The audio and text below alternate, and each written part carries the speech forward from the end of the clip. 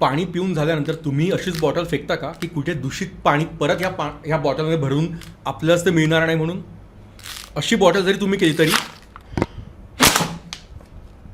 ती परत as it is होते.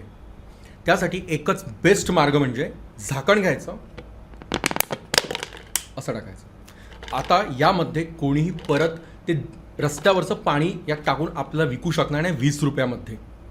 काही दिवसांपूर्वी मी बाहेर गेलो तेव्हा मला सगळीकडे दिसलं की लोक बॉटल्स घेत आहेत वापरलेल्या आणि त्यामध्ये रस्त्यावरचं माठातलं पाणी किंवा रेल्वे स्टेशनची जी टाकी आहे जी कित्येक वर्षांपूर्वी धुतली गेली असेल, बसस्टँडमधलं टाकीतलं पाणी त्यात भरतात, फ्रीजमध्ये ठेवतात.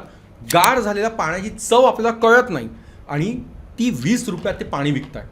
त्याच्यामुळे कायम पाणी प्यायल्यानंतर बॉटल तशीच फेकू नका. ती बॉटल परत रियूज करावी नाही, कोणी रिफिल करावी नाही म्हणून त्याला असंही करू नका, कारण त्याचा काही फायदा होत नाही. त्याचा फायदा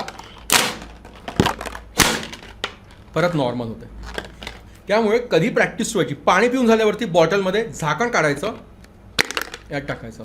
आता हा खुळखुळा कोणी वापरू शकणार नाही, कारण आज तुम्ही जे पाण्याची बॉटल फेकतायत काही दिवसानंतर तीच पाण्याची बॉटल तुमच्याचकडे परत येऊ शकते दूषित पाणी घेऊन. आज उन्हाळा सुरू आहे, सगळ्यात जास्त फूड पॉयझनचे केसेस होतात, त्याला पाणीसुद्धा तेवढंच कारणीभूत असतं. काही दिवसानंतर पावसाळा सुरू होईल, दूषित पाणी, कॉलरा आणि अनेक गोष्टी सुरू होतील. कारण हेच की आपण बॉटल अशाच फेकल्या आहेत आणि त्यामध्ये लोक रियूज रिफिल करून ते आपल्याला विकतात आहे. कुठलंही रस्त्यावरचं पाण्याचा बिझनेस हा सगळ्यात जास्त मार्जिन देणारा बिझनेस आहे. किमान तेव्हा पाणी पिताना आपण 20 रुपये देतोय, कदाचित ते पाणी दूषितही नसेल. आणि याच्यावरती एकच आळा, हीच प्रॅक्टिस असावी प्रत्येकांची की बॉटलमध्ये झाकण टाकावं. आता ही बॉटल निरर्थक झाली आहे, कोणीही रियूज करू शकणार नाही.